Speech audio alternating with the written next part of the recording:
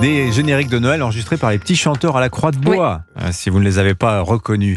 On passe à la page culture d'Europe 1, le livre du jour Nicolas Carreau, quand un classique, un roman culte en ce vendredi d'avant Noël. Vous avez décidé de faire souffler un peu de l'esprit de Noël ce matin. C'est le moment ou jamais, surtout avec le classique des classiques du genre, le conte de Charles Dickens, publié en 1843, que l'on relit chaque année. C'est l'histoire de Noël la plus célèbre au monde, après le Nouveau Testament peut-être. Ça s'appelle Un chant de Noël, c'est très court et très beau, c'est en poche d'ailleurs en version collector. Tout le monde connaît sans forcément l'avoir lu. Il y a eu plusieurs adaptations en film et en dessin animé, un Disney notamment avec Picsou dans le rôle titre, le rôle de Scrooge. C'est d'ailleurs le nom de Picsou dans la version originale, je vous le dis en passant. Scrooge a donc été imaginé par Dickens. Ebenezer Scrooge, c'est un vieux monsieur aigri, très riche. Il n'aime rien, il râle tout le temps, c'est un sale type. Quand son assistant crève de froid dans son bureau en plein hiver, il lui interdit de remettre des bûches pour chauffer la pièce. Trop cher, il déteste à peu près tout Scrooge, sauf l'argent. Il n'en fait rien de particulier d'ailleurs, il le garde. Ah si, il y a une chose qu'il aimait bien, enfin quelqu'un, c'était son associé,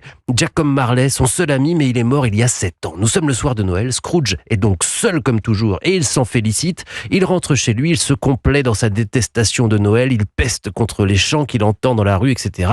Il râle encore. Mais c'est un conte de Noël et il va s'assagir. Absolument, grâce à l'intervention de Jacob Marley, ou plutôt son fantôme. Il apparaît d'abord sur le marteau de la porte d'entrée de Scrooge. Quand il rentre chez lui, il voit distinctement son ami. Ensuite, Marley bouscule Scrooge, lui ordonne de changer de comportement, puis les 3 esprits de Noël vont lui rendre visite eux aussi. L'esprit des Noëls passés, du Noël présent et des Noëls futurs. C'est une nuit qui va tout changer pour Scrooge. Je vous laisse découvrir comment. En lisant donc Un chant de Noël de Charles Dickens. Merci beaucoup Nicolas Carreau.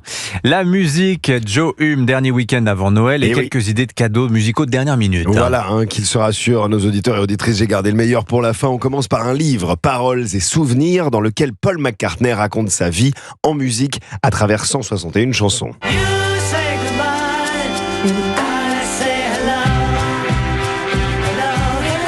C'est un livre qui est sorti l'année dernière, en 2023. Vous avez raison, en 2023, mais c'était un ouvrage en 2 volumes, couverture cartonnée, coffret, véritablement réservé aux initiés, un peu coûteux. Là, on a un livre souple, plus abordable, plus compact et pourtant enrichi de 6 nouveaux textes sur Hello Goodbye, sur Day Tripper ou encore English Tea, une chanson née de l'affection de McCartney pour les vieilles ladies anglaises.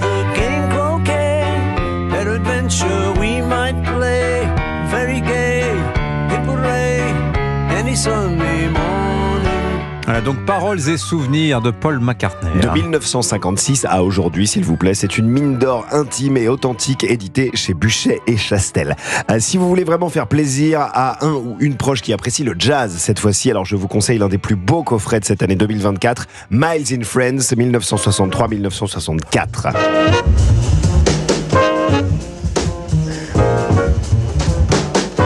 Alors là, on a 6 CD qui réunissent 5 concerts donnés par le Miles Davis Quartet avec pour musiciens Herbie Hancock, Wayne Shorter. Miles Davis devenait alors le musicien jazz le plus influent de la décennie. C'est là encore un objet fascinant grâce auquel on assiste à la transition d'un génie via des enregistrements pour la plupart totalement inédits. Alors la musique, ça s'écoute, ça se joue aussi. Vous nous proposiez la semaine dernière une perforatrice à Mediator. C'est ça, vous vous souvenez évidemment.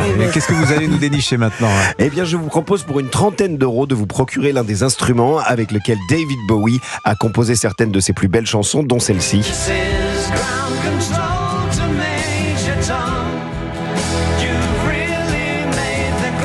C'est quoi cet instrument? Petit instrument électronique qui produit des notes via un stylet posé sur un clavier métallique, c'est le stylophone. Il a été inventé en 1967, c'est l'ancêtre du synthétiseur. Il a été popularisé par Queen, par les White Stripes, par Kraftwerk et David Bowie surtout, d'où ce bel hommage avec un stylophone blanc orné d'un logo argenté David Bowie. C'est un vrai instrument dont vous pouvez vous servir, qui est très élégant, qui peut donc simplement servir de décoration également. En tous les cas, au milieu des smartbox et autres cartes à gratter, ça fera la différence, c'est moi qui vous le dis. Le stylophone donc.